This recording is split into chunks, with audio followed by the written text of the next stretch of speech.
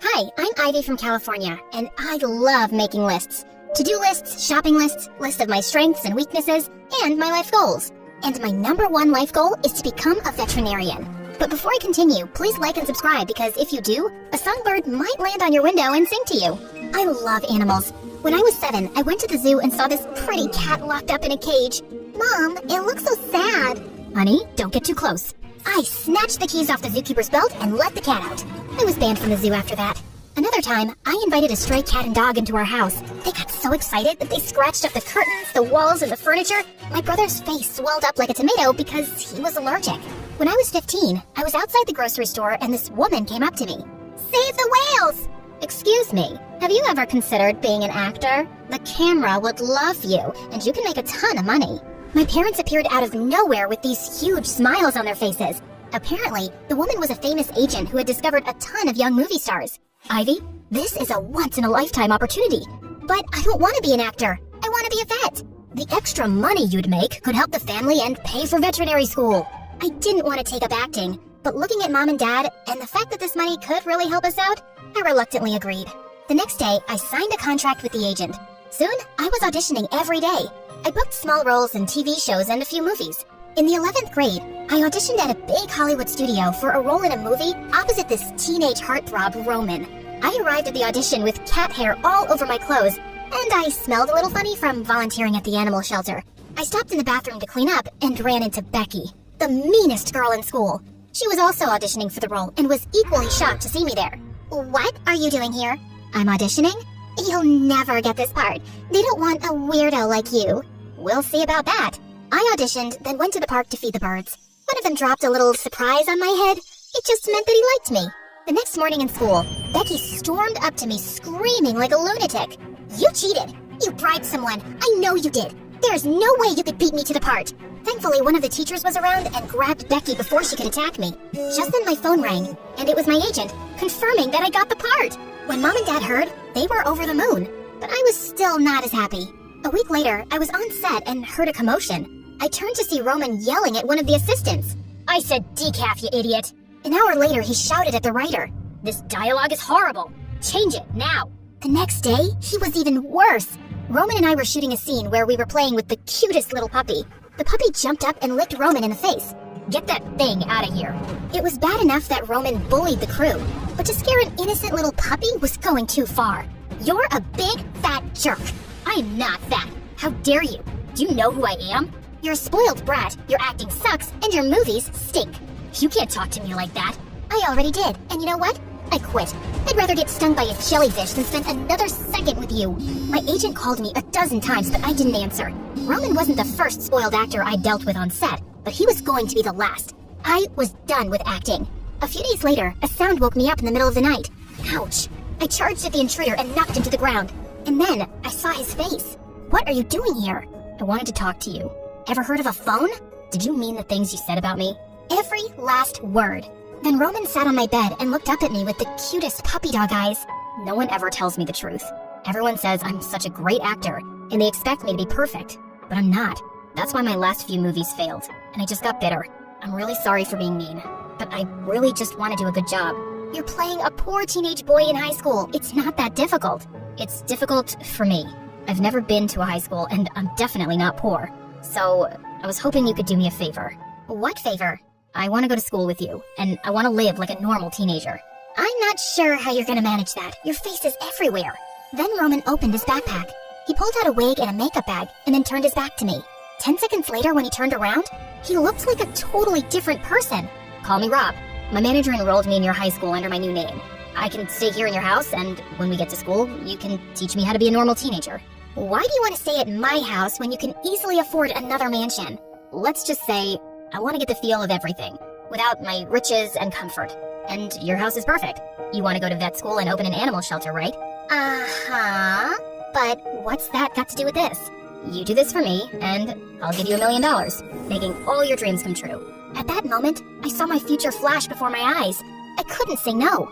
Roman slept on my bedroom floor that night. I was sound asleep when music started blasting at 5 a.m. in the morning.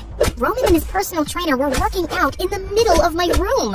What are you doing? You'll wake my parents. And how did he come in? The same way I did.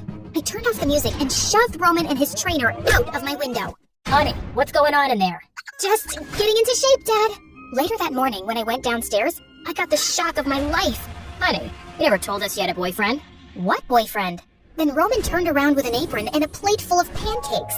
And he's such a great cook. I grabbed Roman's hand and dragged him out the door.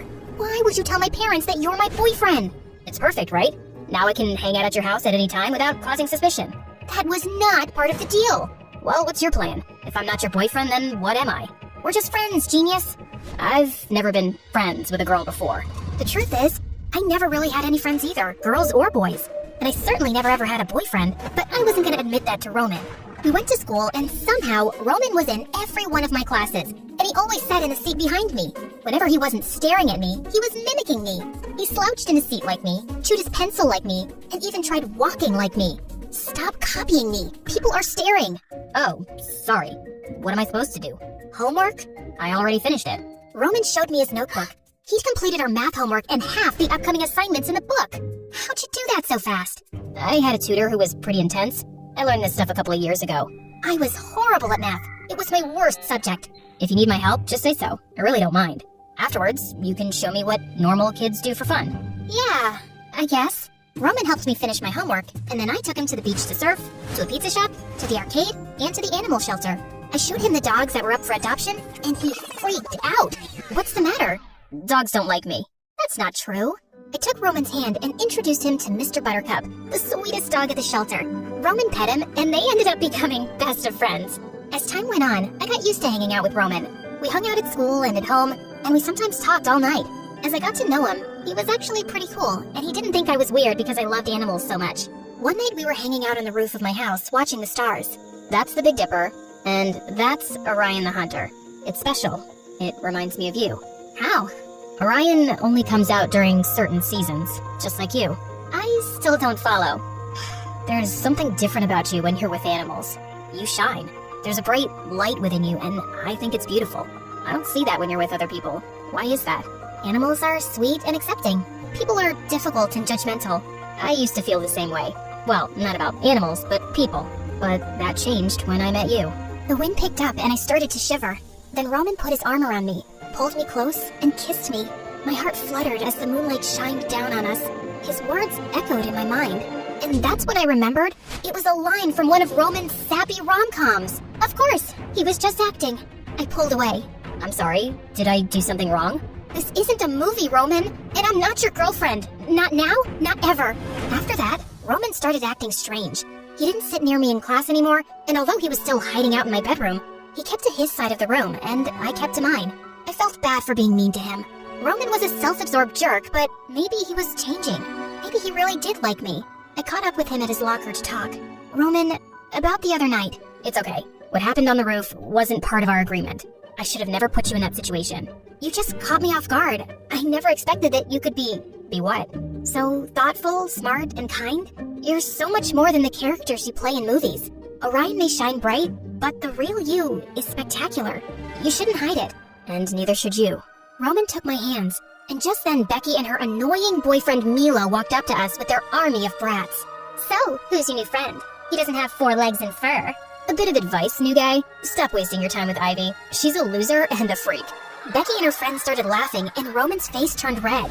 Don't talk about Ivy like that again. Oh yeah? What you gonna do about it? Milo shoved Roman, and they got into a terrible fight. As the teacher tried to pull them apart, Roman's wig fell off and his cover was blown. Is that Roman? Everyone started pulling out their cell phones and started recording Roman as he ran away. The next morning, the video of Roman's fight with Milo went viral. Milo sued Roman in court for his injuries, and Roman was fired from his movie. Reporters found out that I had helped him with the disguise, and they camped outside of my house to interview me. A dozen stories were even published blaming me for ruining Roman's career. I tried to reach out to Roman, but he didn't answer my calls or texts. I felt so guilty that he was losing everything because he stuck up for me. He was my first real friend, and it cost him so much. A few weeks later, a breaking news report revealed that Roman's manager had stolen all of Roman's money and left the country. I couldn't believe that things were getting worse for Roman, and there was nothing I could do to help him. One evening, I was working at the shelter when Mr. Buttercup started jumping and barking like crazy. Then he yanked on his leash so hard that it slipped out of my fingers. Where are you going? Oh my god. Roman? Hey, Ivy. What are you doing here? I don't have much money left, but we had an agreement. Is this the only reason you're here? Besides, I can't take that. I'm the reason you lost everything. What are you saying? You're the reason I realized life is more than just making money. Ever since I met you, I've become a better person. And even dogs like me now. Dogs? Really? Are you just gonna stand there talking about philosophical nonsense? So, you want me to say that I'm madly in love with you? Or that I can't stop thinking about you? Or just shut up and kiss me already?